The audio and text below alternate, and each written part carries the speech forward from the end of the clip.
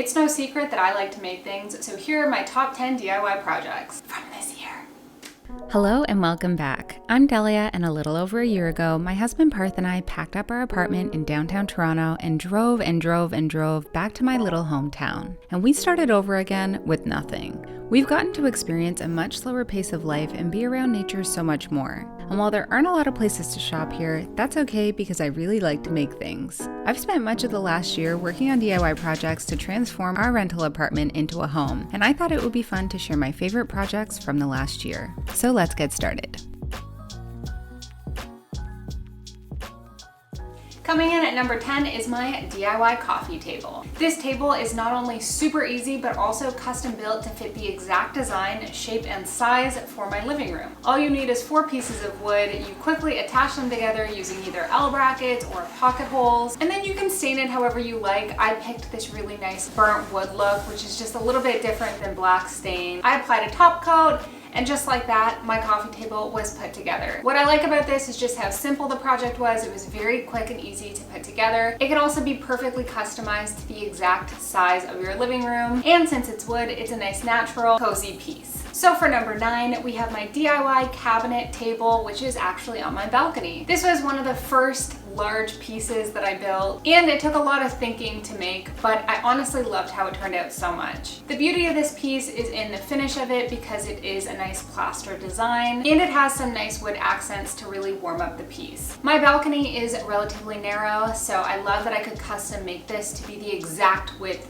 of the balcony. And to make it, all you need are some 2x4s, some thin plywood panels. You build out the frame and then you screw in the paneling. And just like that, you kind of have the structure.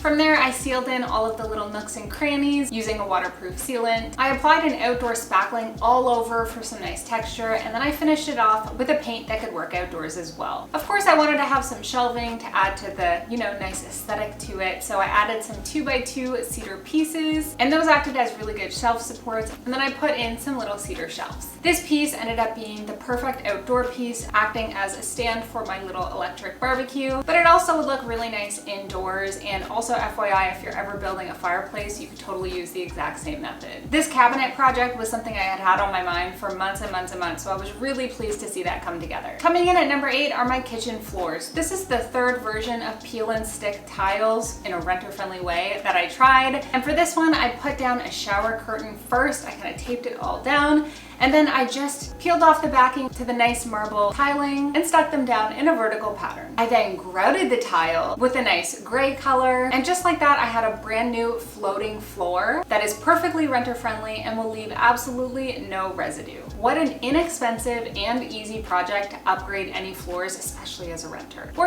skip the shower curtain part and you could just install that, if it was your actual home as well. Okay, so now on to number 6. This has got to be my little end table with the marble top. I loved this furniture piece to bits, not only because it was actually relatively simple to make, but also because it's very beginner friendly. And I mean, it's real marble, which is just insane. That's the first real piece of marble that I have in my home. Now to make this guy, I first started out by making a frame out of 2x4s and some wood rounds. And then I got the little half moon trim from Home Depot, cut those to size, and glued them on all around the frame. From there, I wanted to mimic that same burnt wood kind of look that I had on my coffee table, so I used the exact same stain and stained all of the trim pieces. And finally, to bring the entire table together, I used a really affordable large cheese board that I picked up from HomeSense, which I think was only like $16. And just like that, I made the most perfect little end table.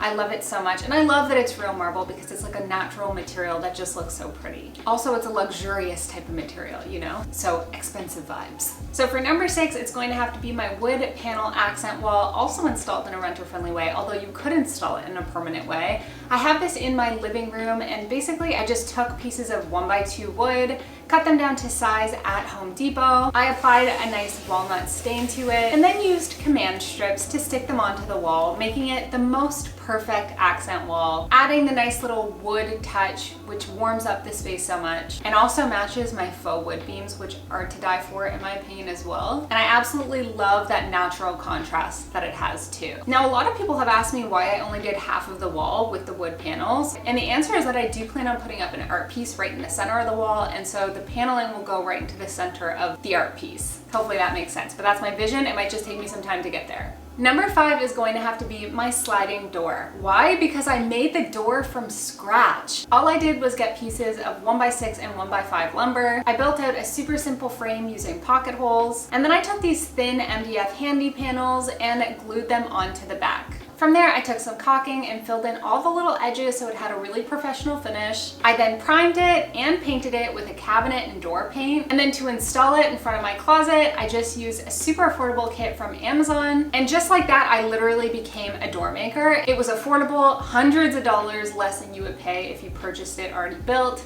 It was custom size and extra tall, and it looks 100% professional. So I definitely love that project as well. And it wasn't very hard. Except, I mean, for me, it was hard to figure out. But for you actually following along, it wouldn't be that hard to replicate. Okay, moving on to number 4, it will have to be my wainscoting wall. And it's this wall that's right here. It is also renter friendly, although you could do it, again, permanently in your home.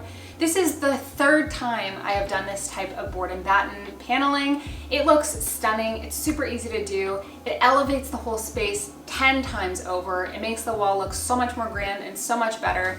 And to do it, it is very, very simple. All you have to do is get some MDF trim pieces from Home Depot. You can even get them cut at Home Depot, which is what I did. I took it home. Those trim pieces come pre-primed, so all you have to do is paint it your actual wall color, which for me, I did get paint matched to the existing wall color in the unit. I added 2 coats of paint on, and then I put some command strips on the back and stuck them onto the wall. What a simple DIY project that completely transformed the whole room. Before I put up this wall paneling, I felt like something was missing from the room, and as soon as I added it, I was like, that's the thing. It just looks so much better. My number 3 top DIY is going to have to be my new kitchen island, because I completely transformed my yellow wood island into being something that looks so much more modern, so much more sleek, so much more neutral, and I love it so much. And it wasn't very expensive. Like many of my other projects, figuring out how to do this project the first time was complicated for me, but replicating it wouldn't be for you, because I figured out most of the stuff. Now, to transform my island, it was pretty simple. I picked up some of these large panels from Home Depot. I also picked up some trim for the edges and for the top of the island. From there, I picked out some paint, although I actually picked out a couple different types of paint and had a little bit of a fiasco, but I landed on this taupe color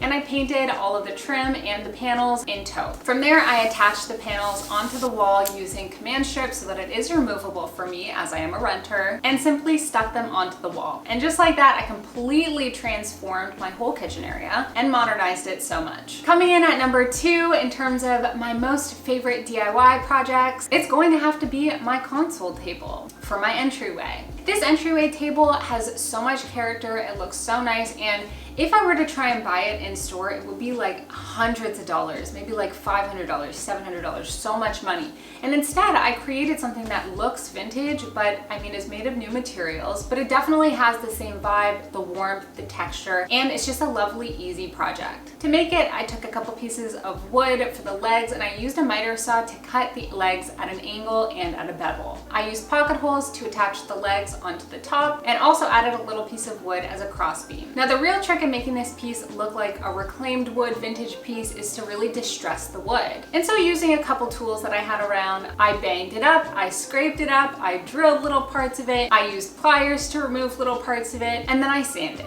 From there, I took some wood stain and stained it to match the rest of the wood in my apartment, and then I applied a protective top coat. This console table adds so much character, it is so beautiful, and of course it's custom made to the exact size that I needed for my entryway. And finally, my number 1 top DIY for the last year is going to have to be my DIY faux stone backsplash. My goodness, that is by far my favorite project that I've done, maybe ever. It adds so much character, it fully transformed the space, it looks practically real, it wasn't too expensive either, and it turned my kitchen into a place that I love. To do it, I ordered these 3D panels off of Amazon. When they came, I didn't think that they had the exact right vibe to them, so I decided to make it look better by applying spackling into the crevices and with a little bit smudged over the face of it as well. Once I had repeated that step over many panels, I attached command strips to the back and stuck them onto the wall. From there, I added some more spackle, and just like that,